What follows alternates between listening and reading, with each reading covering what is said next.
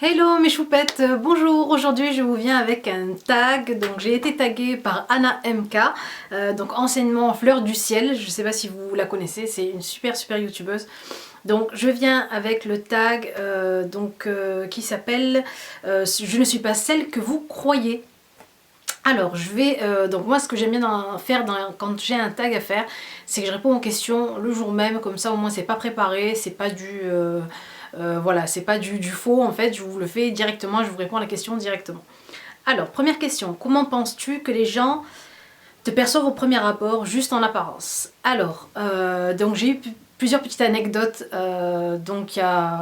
ça dépend des fois, quand j'étais au lycée ou après au boulot, etc.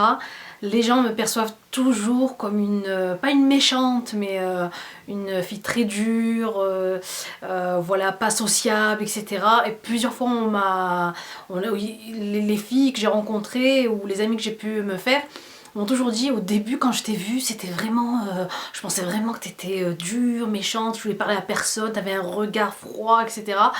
Et alors c'est ce que je dégage en première apparence. Après, c'est vrai qu'après toutes les filles elles sont mortes de rire parce que quand elles parlent avec moi et qu'elles me connaissent, c'est pas du tout ça. Je suis plutôt une fille qui a le cœur ouvert, qui aime bien rigoler avec les gens, voilà, qui est sociable en plus, donc je sais pas, peut-être que au premier abord j'essaie de me faire une genre de carapace, je sais pas, mais en tout cas moi je fais pas très attention à ça, quoi. Ensuite, question numéro 2, et toi, qui penses-tu être? Alors, moi qui je pense être? C'est ce que je vous disais maintenant, donc moi je pense être une fille sociable, c'est vrai que voilà, je pense que peut-être pour avoir eu quelques déceptions au niveau amitié, peut-être que je me fais une carapace au premier abord, donc, mais moi je pense être une fille sociable, une fille qui a le cœur sur la main, voilà, qui aime bien, qui aime être serviable, et enfin voilà, c'est ce que je pense être. Après, à vous de me dire. Alors numéro 3, cite un trait de caractère que l'on ne soupçonnerait pas chez toi. Alors, un trait de caractère que l'on ne soupçonnerait pas chez moi, je dirais solitaire, voilà, oui, c'est vraiment ça. Donc voilà, je pense que personne ne soupçonnerait que j'aime bien être solitaire. Voilà, j'aime bien franchement voilà, me retirer seule, me retrouver seule à la maison, sans le mari, sans les enfants, avoir un moment qu'à moi. Et c'est vrai qu'on va dire à 60% de mon temps, j'aime bien être seule. Voilà, vraiment, j'aime bien ne pas sortir, me retrouver dans mon cocon à la maison, voilà. C'est peut-être ça, peut-être que mon caractère est en contradiction avec cette envie d'être solitaire. Je sais. Question numéro 4, cite quelque chose que tu adores faire et qui semble étonnant. Quelque chose que j'adore faire et qui semble étonnant, ah oui, quelque chose que j'adore faire. Alors ça, je le fais depuis que je suis toute petite, et c'est ma mère qui me l'a fait remarquer au tout début. Alors j'aime avoir toujours la main dans les cheveux. J'ai tout le temps la main fourrée dans les cheveux, en train de gratter, de tirer des cheveux, de regratter, de retirer des cheveux, et je suis tout le temps comme ça. Tout le temps. Alors surtout quand je réfléchis, quand je pense, quand j'ai des soucis, quoi que ce soit. La nuit c'est pareil, j'ai toujours la main comme ça en train de tirer, voilà. Et donc il fut une époque quand j'étais petite, c'était je me prenais en fait les cheveux et je les roulais, et voilà, c'est peut-être un signe de stress, je sais pas. Numéro 5, cite quelque chose que tu détestes faire alors qu'on pourrait croire l'inverse. Que je déteste faire alors qu'on pourrait croire l'inverse. Franchement je sais pas, je déteste faire le repassage par exemple. Je déteste le linge. Alors donc je préférerais donc faire ranger toute une maison, essuyer le sol, faire la vaisselle, que faire le linge et le repassage. C'est vraiment ma hantise, dire ma phobie entre guillemets. Je déteste aussi. Quelles sont les valeurs qui te tiennent le plus à cœur dans la vie? Alors la sincérité, je pense comme tout le monde, l'honnêteté, la franchise, comment dire ça, les valeurs, voilà, l'honnêteté, la franchise et quoi d'autre, être soi-même aussi, voilà, montrer aux gens ce qu'on est vraiment, au lieu de se donner une image. Je pense que, ouais, ce sont mes valeurs à moi.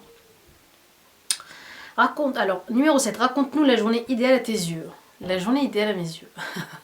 Alors, la journée idéale à mes yeux, ça serait donc, d'avoir le petit déjeuner au lit par mon chéri, pour commencer la journée. La journée idéale. Ensuite, ce serait... alors déjà ça serait pas dans ce pays, ça serait pas en France, ça serait peut-être, je sais pas moi, en Indonésie, en Thaïlande, en Malaisie, je pense, voilà, dans ces environs là. Et ça serait donc, je sais pas moi, le matin plage, l'après-midi shopping, le soir soirée entre filles, entre copines, dîner entre copines, voilà. Je pense que, oui, je pense que ce serait la journée idéale. Si c'est avec les amis, sinon avec les enfants, ce serait ou avec les enfants, je sais pas du tout. Ce serait aller visiter un pays qu'on n'a jamais visité, où il veut leur montrer la culture d'autres pays. Enfin. Numéro 8. Quel message aimerais-tu faire passer aux personnes qui ne jugent que selon l'apparence?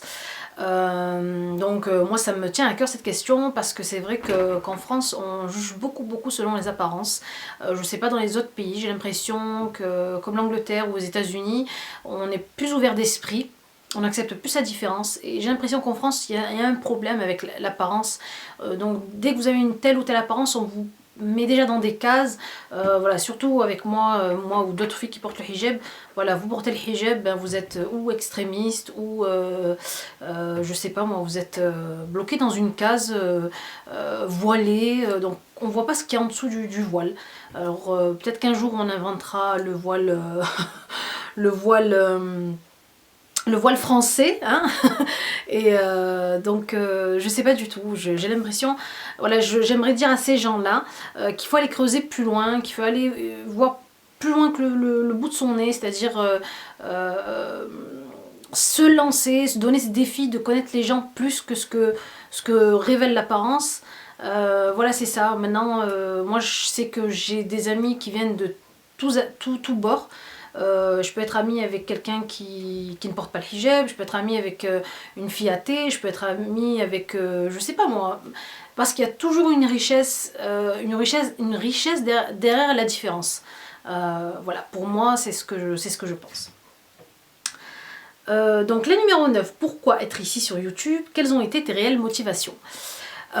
Pourquoi être ici sur YouTube? Alors déjà pour partager bien sûr ma passion de la beauté avec vous, pour montrer que la femme voilée est coquette aussi, s'assume comme elle est, avec son voile sur la tête, et voilà, n'a pas peur du regard des gens, ne compte pas ne calcule même pas le regard des gens. Donc moi c'est pour ça que je suis sur YouTube, pour donner aussi une chaîne beauté pour les filles voilées, entre autres, et bien sûr aussi les filles non voilées. Donc il y a beaucoup de filles non voilées et non musulmanes qui me suivent. D'ailleurs je les embrasse et je leur fais un gros bisou à ces filles là, parce qu'il y a d'autres personnes qui pensent que voilà, une fille voilée, voilà, ça n'a rien à faire sur YouTube. J'ai eu des gens qui m'ont écrit ça, oui. Et voilà, je suis là pour ça, déjà pour partager avec vous. Et donc la suite de la question, c'est quelles ont été tes réelles motivations? Alors vraiment mes premières motivations ça a été vraiment de partager ma profession, vu que je suis esthéticienne et maquilleuse de base, et donc pour vous donner ces astuces là qu'on a nous les professionnels, que vous en tant que peut-être de débutante en maquillage ou en beauté vous n'avez pas. Et donc voilà, ça a été vraiment ça mes premières motivations pour faire des vidéos sur YouTube. Alors numéro 10, qui tagues-tu? Alors je tag Nadia B, je tag aussi Hijab et Astuces, je tag Mademoiselle Papote, et je tag aussi une fille que j'ai découvert, donc elle s'appelle, que je vous dise pas de bêtises, Nabis Girly. Et une autre fille aussi, alors que je retrouve son nom, que je trouve que sa chaîne est vraiment sympa. Elle s'appelle Chaîne Beauté Marocaine Française. Je crois que c'est une Marocaine donc c'est une fille qui habite au Maroc et qui fait des vidéos qui sont super sympas, et donc je la tag elle aussi si elle regarde la vidéo bien sûr. Voilà mes belles, j'espère que ce tag vous a plu. Si vous avez d'autres tags à me proposer, n'hésitez pas, mettez-les sous la vidéo. Je vous fais de très gros bisous, je vous embrasse très fort et je vous dis à la prochaine vidéo. Au revoir les belles.